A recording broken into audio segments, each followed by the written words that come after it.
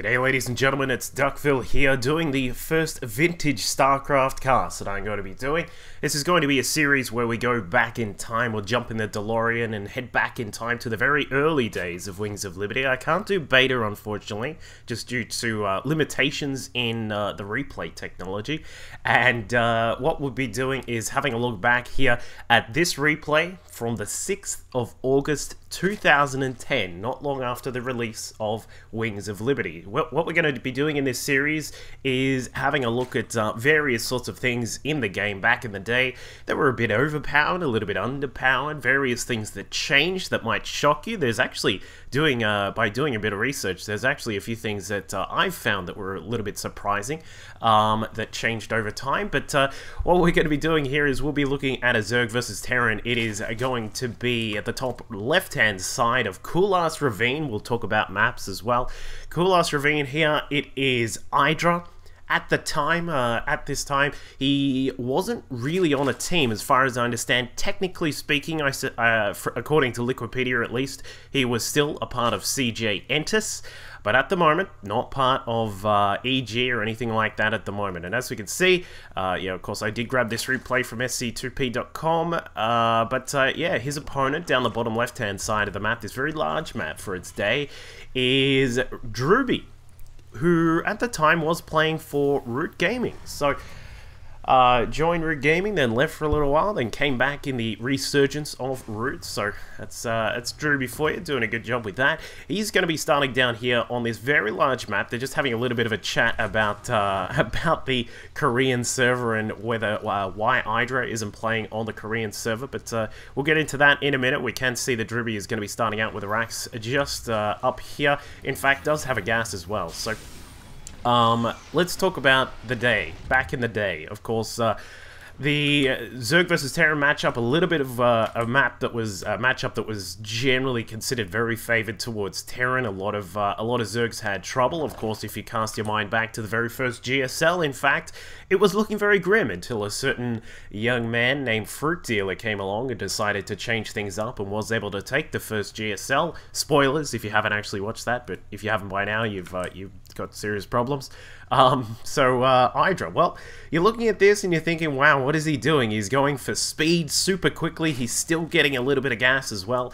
And we'll grab a couple of links. And now the reason for this, as we'll see as part of this map, we'll just, actually what we'll do first is we'll just quickly talk about some limitations that I have here. You might be asking, where is the nameplate up the top? Not actually a part of the game at this point. Where are the dual supply, the supply counters on the side? Not actually a part of the game. You actually have to click on each person in the game and it will switch over to show you whoever. You can also see the production tab looks very, very different. It takes up a lot more space, which is a little bit annoying. But and also I can't actually hide the timer to show how long the game is. So I'll just have to put the old overlay over this, which you guys would have already seen by now.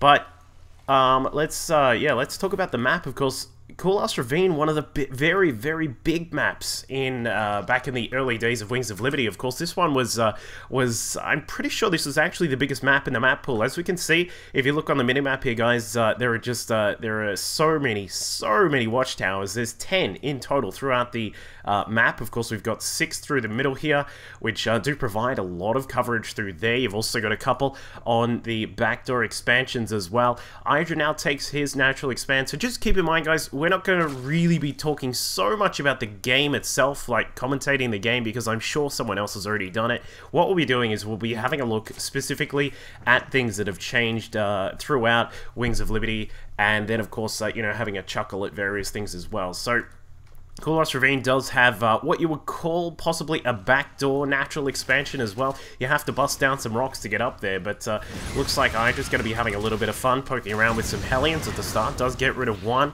gets rid of the second, it looks like. He should be able to catch that. There he goes. So those Speedling, the Speedling opening, of course, was pretty much a very popular thing up until some various players decided to change things up and just go for a little bit more defense with Queens and Spines and these kinds of things. Also, the maps really dictated how you would play out the matchup. Of course, with Cool-Ass Ravine, no ramp, so you can't really like put a couple of Queens on the ramp or anything like that.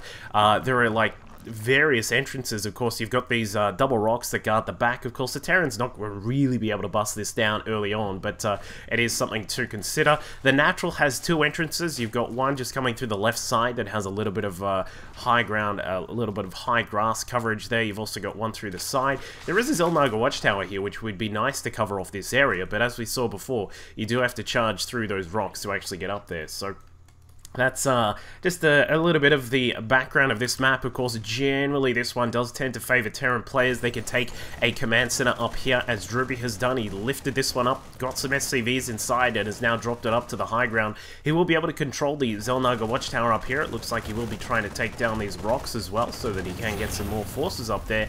And Drewbie, well, he's playing relatively, I would say, this particular build, it looks like he is going for what started with reactor Hellions, and you'd think, well, that's pretty standard these days. Back in the day, I don't think this was as popular as the normal sorts of plays were from Terran players, but Drewbie will be able to take advantage of the fact that he's got these very mobile Hellions here. He's going to look to try and get inside the natural base here. Idra, doing very standard Idra things, up to 38 drones already. Do keep in mind, guys, that back in Wings of Liberty, at this stage, this very, very early stage of Wings of Liberty, getting multiple bases up and having really long games was actually an extremely rare thing. You would commonly see games end at 2 bases, maybe look at someone getting a 3rd base or something like that, but it would rarely ever happen. So it is important to keep that in mind. Idra going to get a Spire started up. Drewbie trying to poke in through with some Blue Flame Hellions here.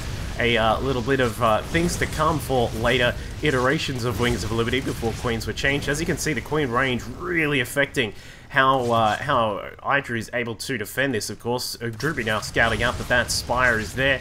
As we can see, he's going to get inside the main and get some more damage done as well. Very nicely done. Splits a little bit slower there from Idra, but either way, he keeps his drone count at around about 38 after powering out some more drones here. He's going to get back to work, but now the mutas are out. So the things sort of turn around a little bit, and we'll see how Drewbie defends against this. He's going to throw down a couple of turrets inside the natural. We'll see maybe a couple down in the main as well. He does have an armory on the way. Keep in mind that you do need to upgrade vehicle and ship plating a little bit differently there.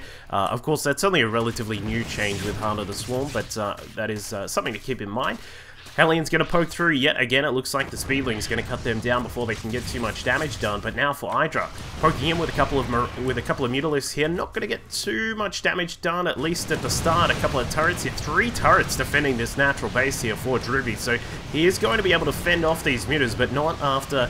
not until he loses a couple of his own SCVs. Of course, the turret went down as well. It looks like this refinery may go down as well. So just looking at the status of the game right now, we've got Thors coming out for Drewbie. We've got Idra still sitting on just the 2 bases here. He's covered off the backside here with the Evo chamber just to the side, so the Hellions can't run by this way. I do know a lot of people like to see the drawing tools that I have, SC2 Tactician. Unfortunately, I can't actually use it just due to a couple of technical limitations. So let's just have a look at what Drewbie is up to. Now we can see that he's got a couple of Thors out. He's got 2 Thors, and look at these guys. This was before the Thor model was changed. Back in the day, the Thors were this big, and you might not necessarily be able to see the contrast and the difference in size, but they are a little bit bigger than what they used to be, or what they are now, I should say. So it doesn't actually change anything. They don't defend better or anything like that. They do a wonderful job against mutas, of course, but they were very, very large, and they had a lot of presence when you would have them out against a Zerg player. So Idra finally taking his 3rd base just up towards the right-hand side of the map here. Interesting to see that neither of these players has actually taken his Zelnaga watchtower. In fact, as I say that, Idra finally grabs one just on the left-hand side here in the center. Of course, there is still a couple of watchtowers that, you know, can be grabbed, but are a little bit difficult. Just these 2 in the middle here, the one on the right and the one on the left, are the main ones you can take very early on.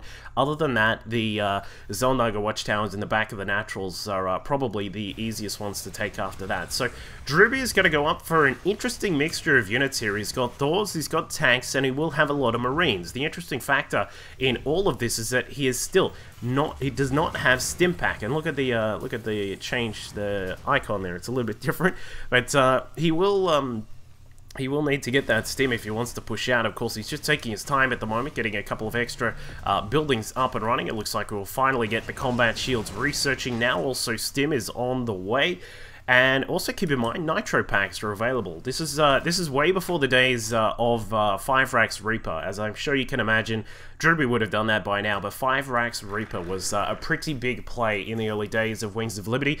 Didn't come about until around about October, or just sort of around about then, September, October, is when 5 Racks Reaper started to make an appearance, so we're actually a little bit ahead of that. So what we've got at the moment is this very standard sort of mixture from Idra of Ling, Bane, and of course the mutas down the southern side. So things still chugging along for Drewbie at the moment. Interesting to see that he still hasn't moved out to take the standard natural just out here as of yet. But what he is going to do is push up the left-hand side of the map. This was an extremely common play from Terran players in these days here. You would, if your Zerg was just up to the side here, all you needed to do was just a slow push up towards the gold base here that's on the side. You could bust down the rocks and then poke through into the main base effectively, just straight out from here. And of course, you do need to keep in mind that Protoss players also had the option to push up here as well. There was a really weird bug. You could actually just blink straight up here without any vision. I actually have no idea how this happened, but soon that was, I believe it was fixed, and then they removed the map from the map pool anyway, so it didn't really matter as much. But Idra still getting his tech up and running. As we can see, the infestation pit on the way. 3 bases here. You would normally see Idra up at around about 4, but of course with the, you know, just the state of play in Wings of Liberty at this point here is, it means that things are a little bit different. Looks like the Thor's going to have its work cut out for him here. No real magic boxing at all, so the mutas will stay clumped up and the Thors will have a pretty decent time at trying to defend this. So Idra tries to split them up, but unfortunately with the general sort of AI of the units there, they actually still clump together. So this is still quite a while before magic boxing was discovered for mutas, so it was a very difficult time for mutas to try and take down Thors. As you can see here, the Thor easily able to splash across all of those mutas there, and Drewbie will be relatively safe here, and he's going to take his 3rd base as the gold up on the left-hand side at the 9 o'clock position. So Idra does need to possibly look at getting up a couple of extra hatcheries here to get his economy into a good shape, because at the moment he's sitting on just Ling, Bane, and Muta at the moment. Of course, the upgrade's still not really coming along too far for Idra just as of yet. He's got Ground Carapace level 2 coming along. His Lings and Banes will survive these tank hits here, so they will be able to swarm through. Idra just charging his way here into the firing line of the tanks. Of course, we do have a couple of tanks up on the high ground. Marines with stim finally going to come about here, and Drewbie is going to be able to defend the goal for the time being, and the Planetary Fortress is going to help out with that. I do believe the Planetary had a nerf to the damage that it... Oh, actually, no, sorry, it didn't actually have that nerf just as of yet. But it is obviously a very good way to defend that kind of position there. So Drewbie sitting pretty safe right now, but he does have a lot of Zerg units now encroaching on his position. Idra, as we can, I keep clicking on the production tab like you would in Heart of the Swarm, but Idra does have the Ultralisk Cavern on the way. Where is that? I think that's in the main actually. There it is. Ultralisk Cavern on the way. Of course, a very heavy piece of tech here, and in these early days you would it was a very difficult thing to use ultras. Well, they did have trample. They did, you know, they did their ram damage, which was like, it was like extra damage against structures. But they were still very difficult to use, as they were towards, well, I suppose pretty much through the majority of Wings of Liberty. It was very hard to use those ultras here, and Drewbie is going to try and get away here. Will he be able to split? No, he won't, because splitting wasn't really a huge thing unless you were a Korean back in these days. So Drewbie just marching the Marines back with the stim, loses pretty much all of those heavy units. The tanks and the Thors and the mutas and Lings will retreat for the time being, but they did lose a small number of their forces. But now Idra is going to be able to get out for Ultralisk, and he has these big guys on the way. The chitinous plating also being researched, and as we can see, he's going to add in some really good upgrades. We've got the adrenal glands now researching here as well at the spawning pool, so he is going to stick with this majority ground force, so we'll see how that works out for him. You got to keep in mind, there is a certain style of Zerg which was not discovered at this point. It was not discovered for quite a while, I would say, until the Zerg started figuring out. And I'm sure some of you will have figured out what I'm talking about, but we'll keep it a secret just for the moment, just for those who haven't. But for those of you, of course, you're just wondering sort of what other things change. Well, of course, the bunkers. had a very interesting time in Wings of Liberty. Throughout the beta, they were changed, I believe it was 2 or 3 times, and then in full Wings of Liberty, they were changed a couple of times as well. The timer for building them went between 40 and 30 seconds. I believe it was like 4 times they changed the bunker build time, and of course, you know, things like the barracks construction time also changed. Various things happened with reactor build times, and of course the prices of I think they changed the cost of reactors was also changed at one point. But as we can see, Drewbie going to stick with this sort of marine marauder and throwing in a couple of mech units every now and then style, but he is going to have to contend with Idra now pushing in here at the 3rd base. He's still got control of the gold, but he has lost quite a lot of those SCVs. As we can see, Drewbie down to 62. Idra's still waiting for that money amount of drones where you get up to around about 85 or so, anywhere between 75 and 85 depending on his style. He's sitting at 68 at the moment, but does have a 4th base up towards the top right hand side. He's going to take a gold across to the 3 o'clock position here, and he's going to try and cement his economy in a good position. But the big factor, of course, is the consideration that he has these Ultralisks out. Now, you look at this and you see, well, what's going on here? We've got double attacks here for these Ultras, and one of them is the Ram upgrade, only used against structures, does 75 damage, and it has a little bit of a different animation too. So Idra now preparing for this incursion down the back door here. Drewbie trying to come through, but Idra, well, I think he was aware that that was coming here. He probably saw that some of these units were moving up the left-hand side, but Drewbie now starting to move into Marauder production. These guys, of course, the big beasts here, have no armor upgrades as of yet, so Idra is, he won't have to worry too much about the tankiness of these Marauders, but, you know, when you consider that these Ultralisks still take quite a punch there with their 5 damage, they do the 40 damage to armored units here, but the problem is, as we can see, with the positions here, they're very tight, very enclosed spaces here, means that the Terran, for the most part, will have a very easy time trying to punch through. But with Idra now chewing through that with his huge count of Ultras out on the map, he is able to force back Drewbie for the time being. And it looks like these guys are really starting to really spread themselves across the map here. Idra now taking the gold base across to the side, up to 71 drones. Drewbie on 59 SCVs at the moment. Has a little bit of perhaps a little bit lax of the mining at that gold base, but either way, he is still maintaining control of that. We've got a whole set of bunkers here set up there. You can see the Ultras, their attack on the structures is a little bit different there. There he goes. He sort of just puts the head up and then chomps through the buildings there. But unfortunately, not a path that Idra is going to be able to take. And as we can see, that's what he thinks of it for the time being. So Idra's having a little bit of trouble just trying to push through here, just because of the fact that the Terran units are just, when they're well set like this, when you've got a bunch of bunkers prepared, you've got some tanks, you've even got some of these Thors thrown in with their 36 damage Thor hammer and the 16 splash against air. And, well, there you go, Idra. His thoughts on Drewbie at the moment. So wait for the race comment right here. We'll see that in a second. But Idra just still trying to get his economy into shape. It looks like we'll have a drop coming across the right-hand side here. Double medevacs. Keep in mind, the medevacs actually have a speed of, it is actually a little bit higher than what it was for the majority of Wings of Liberty. I believe it is 2.5. We'll have a look in a second, but it was nerfed to 2.25 during one of the very early patches. So Drewbie is just jetting around here. It's not necessarily like the Ignite Afterburners that we have in Heart of the Swarm, but it is still not too bad at all.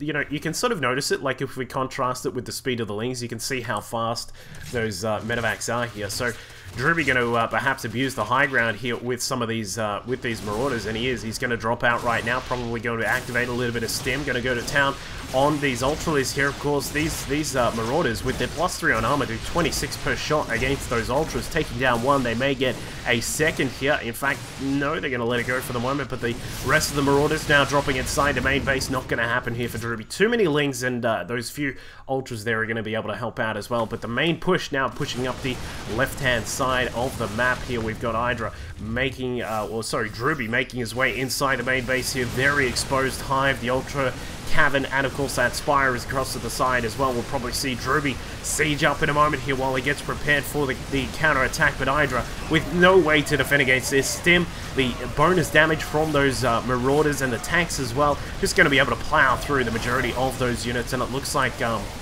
we will see Drewbie get a lot of damage done here. However, Idra going to come back through. He's got 8 Ultralisk building right now. His economy is still looking pretty decent despite losing a little bit of it here inside the main, and he does fend off those tanks for the time being. So he holds off the push. These Marauders at the top here still getting so much damage done, but hang on, let's have a look at the speed. There you go, 2.75, I'm sorry. It was 2.75 and it was nerfed down to 2.25 during the 1.12 patch, I believe it was. So the medevacs there are a little bit speedier than they normally would be.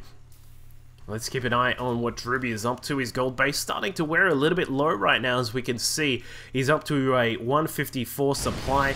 Idra up to a total of 198. Of course, he's got a lot of those Ultralisks out on the map right now, as we can see. Charging about here, he's started to add in some of those infestors. He's starting to think, well, maybe I need some of these guys here, the caster units. As we look, the infested Terrans with their 25 cost, the fungal growth 75 as it normally is, and the neural parasite there as well, not being researched, as was a very, well, you know, you would rarely see that in Wings of Liberty. Of course, back in these days, the neural parasite actually had a lot larger range. I believe it was around about 9 or 10.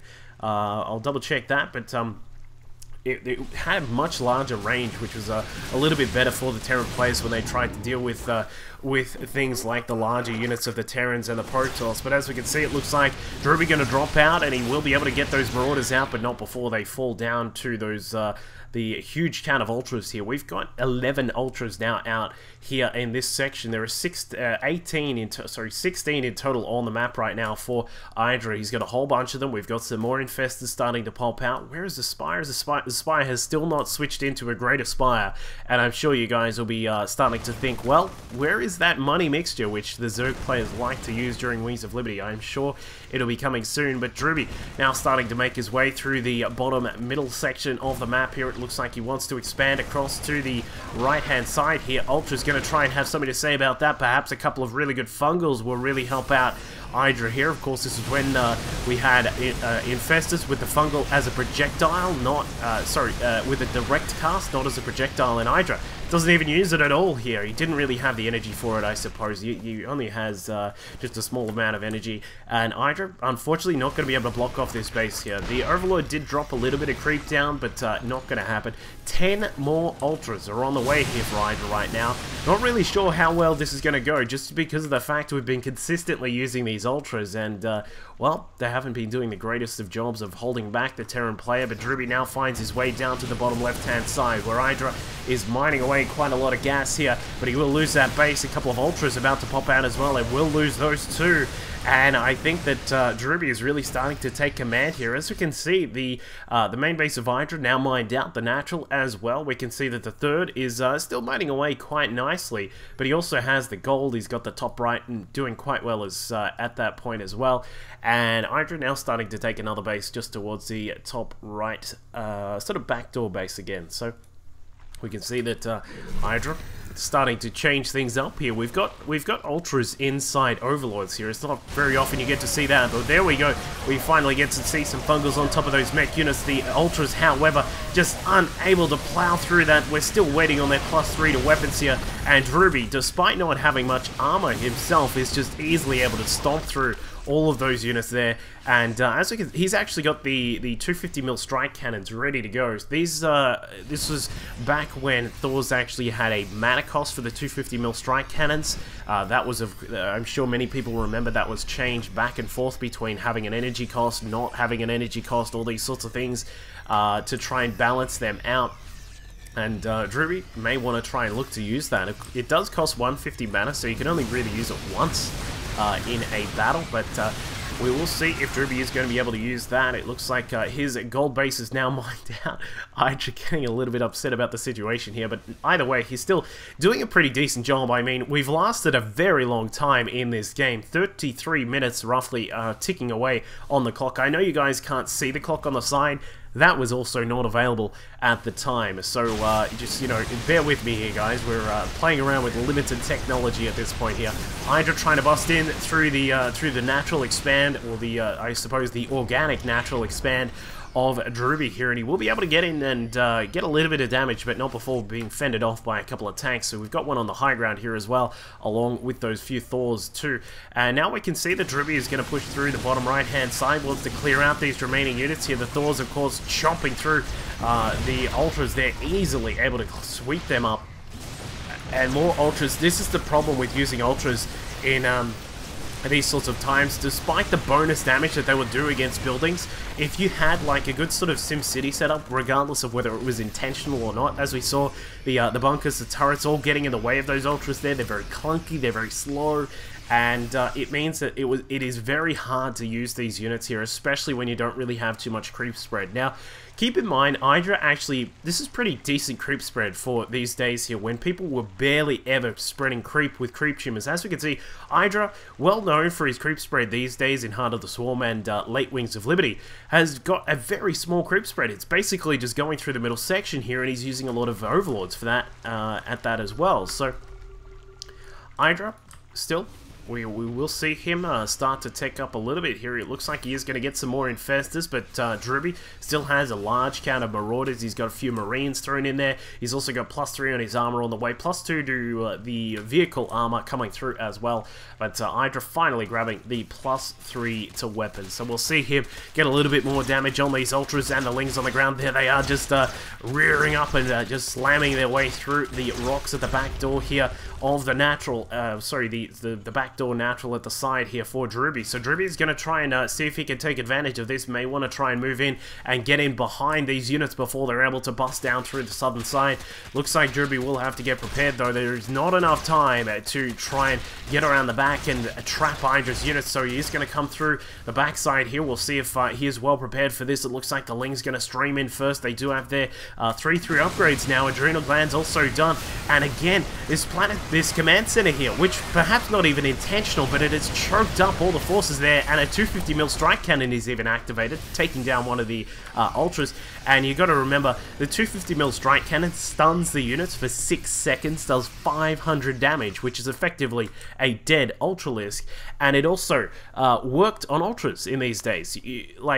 Ultras were changed so that they could not be, ensnared or stunned or anything like that, and this was a little bit of a problem for Zergs these days. He will probably see Drewbie activate that again. Yes, he does. Powers up the 250mm cannon and just destroys everything there. There you go. Drewbie having a little bit of fun now. I think he's just starting to have a little bit of fun with Idra in this sort of situation now that he is starting to really take control. But Idra still has a decent economy, as we can see back at home. 69 drones now powering away on roughly 3 bases. The gold is now gone, the gas is still available, but it could be that entire base could be gone very, very soon. But Idra, we'll see what he's going to do here, because he will need to prepare for this attack here.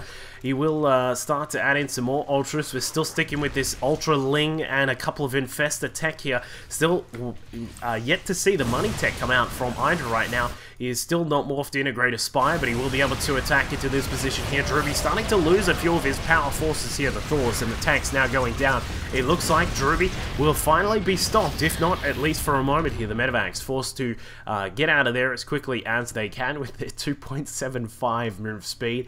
And we can see that Drewbie is now starting to add in a few more units here based on just very simple Rax units. We've got a lot of Marines and Marauders coming along as well, and they are going to be able to defend his planetary for the time being. The SCV is going to town, repairing that as best as they can. They'll then head back to the minerals and get mining again, because Drewbie is starting to get a little bit low on his minerals. As we can see, the natural bases are now mined out. The gold is gone. Of course, this base here is pretty much one of his only remaining bases right now. He does need to get this one up and running, and of course, the base down in the bottom right-hand side of the map here, starting to taunt Idra a little bit right now. The units of Drewbie sitting at a very small count right now. 4 tanks. We've got 2 Thors, some Marauders, and Marines right now, up at 164 supply. Meanwhile, for Idra, he's sitting on a 178 supply.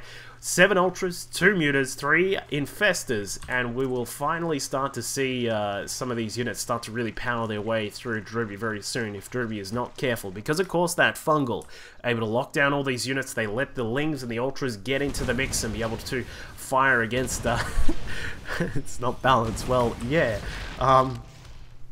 We'll see those units be able to get inside and try and take down some of the Thors and the Marines and Marauders. But Drewbie, he still sort of hasn't really done too much in the way of medevac drops or anything like that. You can sort of see the differences in the way that people started to play. Of course, you know, you would normally have seen like 1 or 2 drops at least, like at a minimum, inside this main base right now to get rid of the Hive, get rid of the Ultras there, the Ultra Tech as well, and just sort of give Drewbie options for sort of sticking with certain tech paths. And now Idra has been able to secure this base up towards the top left-hand side. The backdoor expansion there is now up and running. Idra's drone count sitting at 65 right now, so he's still at a decent total. Drewbie at 62 himself, but is starting to get very limited in his income here. As we can see, he will have those mules able to help out with some of the income there, but unfortunately, he's starting to get a little bit low in his resources right now. The bank of Drewbie getting a little bit low. Idra still has an okay amount, but he is starting to add in some of these guys here. The Squiddies are starting to come in. We can see that the Great Aspire is now starting to morph in, and there it is. So Idra, going to switch up the tech. He's going to morph in some Broodlords, I bet. There they are. Going to bring in 5 Broodlords in total. Not a massive amount, but 5 Broodlords nonetheless. We'll see how Drewbie is able to deal with those.